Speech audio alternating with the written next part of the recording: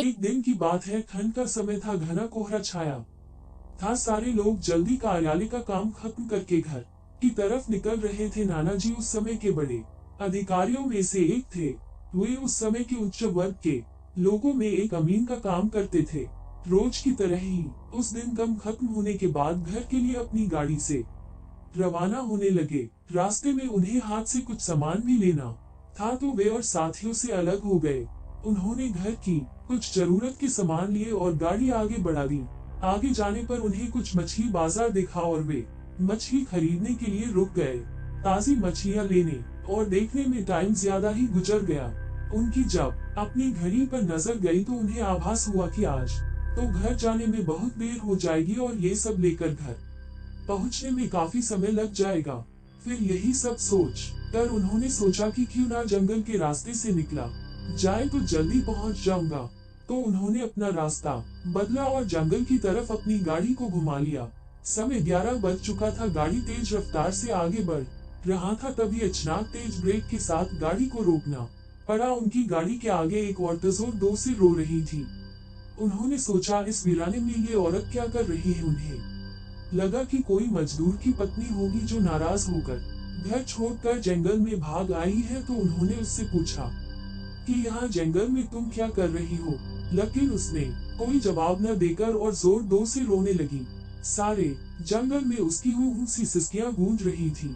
फिर नाना जी ने पूछा, तुम्हारा घर कहाँ है, लेकिन वो कुछ भी ना बोली। तब नाना जी ने कहा कि आज चलो मेरे घर में रहना, सुबह अपने घर चली जाना। ये जंगल बहुत सारे जंगली जानवर से भरा है, रात भर यहाँ मत रुको, चलो आज मेरे घर में सबके लिए खाना बना देना और कल सुबह अपने घर चली जाना। उसने ये सुना तो झट से तैयार हो गई और गाड़ी में पीछे की सीट पर बैठ गई। सिर में बड़ा सा घूंघट डालने की वजह से उसका चेहरा छिपा हुआ था। कुछ ही देर में गाड़ी घर के दरवाजे पे थी। घर के लोग कब से उनकी राह देख रहे थे। गाड़ी रुकते ही पापा ने पूछा, आज तो बहुत देर हो गई और सारे लोग आ भी चुके हैं। तब उन्होंने सारी बातें अपनी माँ को बताए और कहा कि आज खाना इससे बनवा लो, कल सुबह ये अपने घर चली जाएगी। इतनी रात को बेचारी जंगल में कहाँ भटकती, इसलिए मैं ले आया। पर पापा को कुछ संदेह हो रहा था कि कहीं चोर तो नहीं है, रात को सोने के बाद या खाना बनाते समय कहीं घर के सामान ही चुरा कर न ले जाए। पर बेटे की बात को कैसे माना करती। उन्होंने उस औरत को कहा, देखो आज तो मैं रख ले रही हूँ, लेकिन कल सुबह होते ही यहाँ से चली जाना और जाओ रसोई में ये सामान उठा कर ले जाओ और खाना बना दो।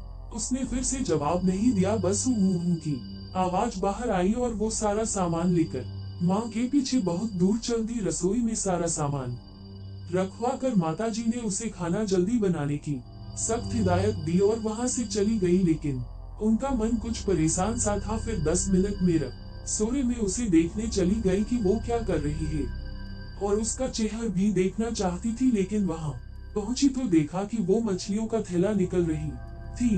उन्होंने बहुत जोर से गुस्से में कहा, यहाँ सब खाने का इंतजार कर रहे हैं और तुम अभी तक मछलियाँ ही निकल रही हो, कल सुबह तक बनाओगी क्या। उसके सिर पर घूंघट अभी भी था तो चेहरा देखना मुश्किल ही नहीं नामुमकिन था। उन्होंने उससे कहा, तुम जल्दी से खाने की तैयारी करो, मैं आग सुलगा देती हूँ, काम जल्दी हो जाएगा। और वे जल्दी से चूल्हा जलाने की तैयारियां करने लगी। लेकिन साथ ही वो उसका चेहरा देखने की भी कोशिश कर रही थी। लेकिन वो जितना देखने की कोशिश करती वो और पल्लू खींच लेती। अंत में हार कर वे बोली, देखो मैंने आग सुलगा दी है, अब आगे सारा काम कर लो, कुछ जरूरत हो तो बुला लेना। लेकिन वो फिर कुछ नहीं बोली।